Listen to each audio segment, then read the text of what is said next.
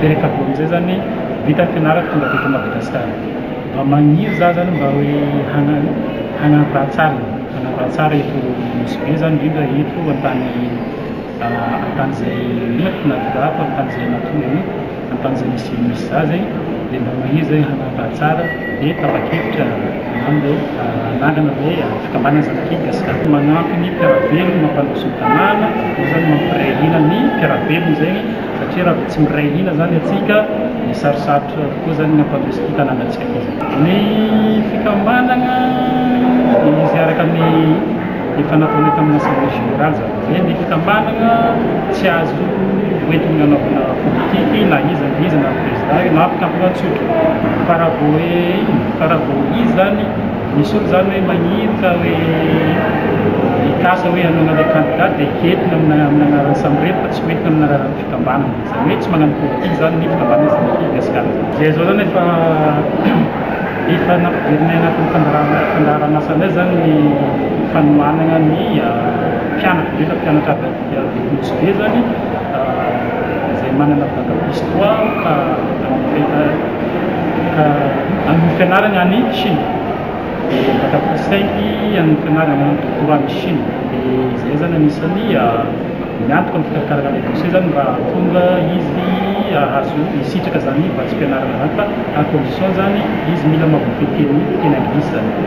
zay zany anisany manampy ny mpiara-velona eo amin'ny fanampiana kapiteneny ohatra zao ny zavatra zay nahazo fikambanana voalohany ny mpikambana ao anatin'ny fikambanana guide touristique zany mila fanampiana dia isany nagnampy zay eo koa zany izy ireo any ambanivolo amin'ny fitadiavana vahaolana zany resaka tsy fandeha-pahalemana dia ny vahaolana zay hitanay zany ny fanomezana jiro mandeha amin'ny masoandro dia eo koa zany amin'ny fanamboarana escalier bato zany ato amin'ny secteur Menahidy dia eo koa zany ny fanamboarana ny rano izay batsiny Jirama efa vitanay zany any amin'ny secteur Tsararivitra zany amin'ny fokontany Darsalama ny zanak'i Gasikara dia nifotona tany amin'ny février 2020 dia hatramin'izao zany mbola tsy nanapa-kevitra ny tenako hoe haniditra anazy manerana Madagasikara fa aleo kely zany eto Nosy Be satria Nosy Be zany ny tanànako Nosy Be zany tany nahaterako zany eto zany nahitako ny soa nahitako ny tsara dia maha zanaka Nosy Be za zany dia tsy maintsy Nosy Be rehefa mandroso zany ilay fikambanana zanak'i Gasikara zany dia aparitaka manerana Madagasikara tena fa aparitanay zany mandeha tanàna ka tsy voatery any Antananarivo foana zany misy amin'ilay fikambanana mahety Nosy Be koa zany no isiany be ny fikambanana mba zay koa zany mba hoe mba zay koa zany mba hoe mba hitondra zany mba hoe karazany hoe isan'ny tantara zany isan'ny tantara apetraka zany fa fikambanana zanak'i Gasikara zany mivory amin'ny fikambanana karazany misy fidely zany teto eto magnetina antsika vahoaka Nosy Be ray manontolo mba tonga